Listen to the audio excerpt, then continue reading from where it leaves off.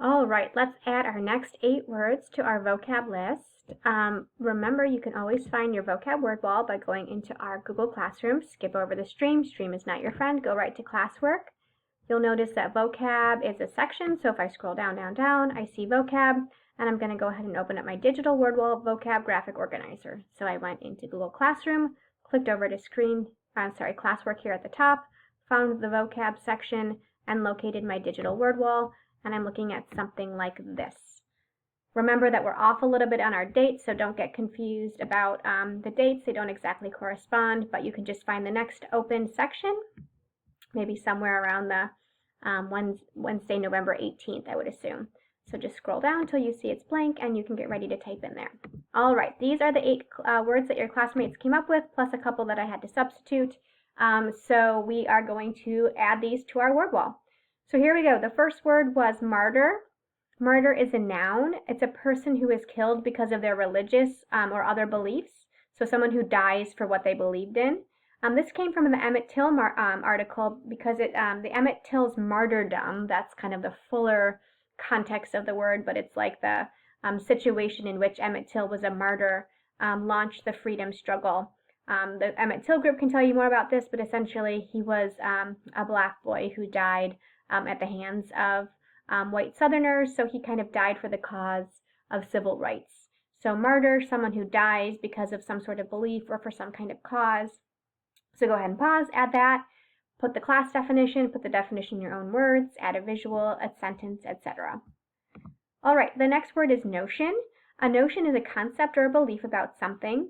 So the original sentence was, there was the notion of the phrase, let them stay over there. The notion is, those people decide to go to the U.S., etc., etc. So the notion is this idea that people have about immigrants in this particular article. So a notion is just a belief or concept that people hold on to. It's kind of a word you'll hear used in everyday conversation, like you've got the notion that you need to do, X, Y, and Z. You have the belief, you have the concept.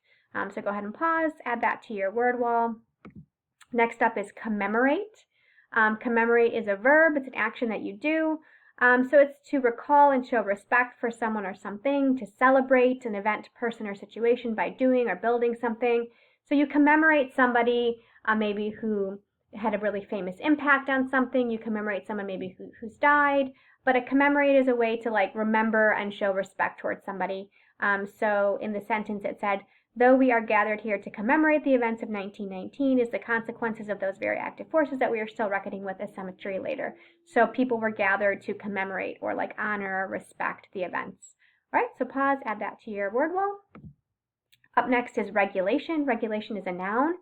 A regulation in this sense is a rule made by authorities, like rules and regulations. So it was a matter of government regulation. So it's just some kind of rule that an authority puts in place and keeps in place. So, you can kind of think of it associated with rules and regulations is a good way to think about it. Okay, so pause and add that to your word wall.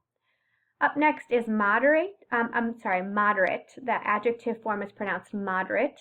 So moderate means just kept within limits, not too extreme. Sometimes you'll hear it in the political context, such as this sentence.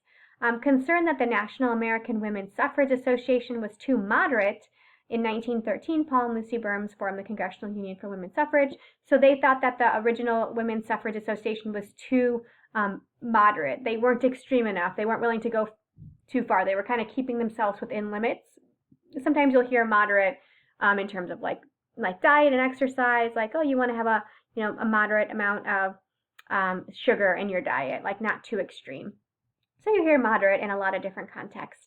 So go ahead and pause, add it to your word wall. The next word is denounce. To denounce means to publicly declare to be wrong, to condemn, or to criticize. So when former First Lady Laura Bush denounced the border policy, meaning she declared it wrong, she condemned it. So to denounce is just to publicly state that you think something is wrong.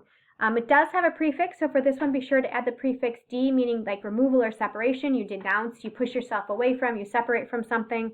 So that is something I want to add to your word wall, definition and the prefix. Next up is metropolitan.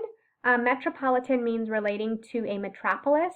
The metropolis is the capital or chief city of a country or region. So like in Illinois, the metropolis is Chicago. In Massachusetts, the metropolis is Boston. So every region or country has a metropolis. It's like the big major city of that region. And so metropolitan means kind of anything relating to the metropolis. So, for example, Rothstein says these decades-old housing policies have had a lasting effect on American society. The segregation of our metropolitan areas today lead to stagnant inequality, and it goes on from there. This is from the redlining article. So that means the segregation of the areas related to like the big cities, the main parts. So metropolitan is how you pronounce that, anything related to like the big cities of an area. Okay, go ahead and add that to your word wall. Up next is disproportionate. Disproportionate means too large or small in comparison with something else. So like relatively, it's too large or it's too small. So you often hear disproportionate in the context of racial conversations. So for example, the study found that African Americans were disproportionately punished compared with otherwise similar white and Latino students, meaning that in the school to prison pipeline, for the amount of African American students that there were, they were disproportionately punished, meaning relatively too many of them were punished compared to their white or Latino classmates. So oftentimes you'll hear it like used like that. Sometimes you'll hear it like for physical features, like his nose was disproportionate for his face, like it was too big, like in comparison. So you'll hear it in lots of different contexts. But oftentimes it'll be like kind of racial ones or comparing one group to the other, like a disproportionate amount of this group is affected by something. This one also has a prefix meaning dis, which means not or none. So not proportionate is what dis means. So go ahead and add that. And that is our last word today. Nice job.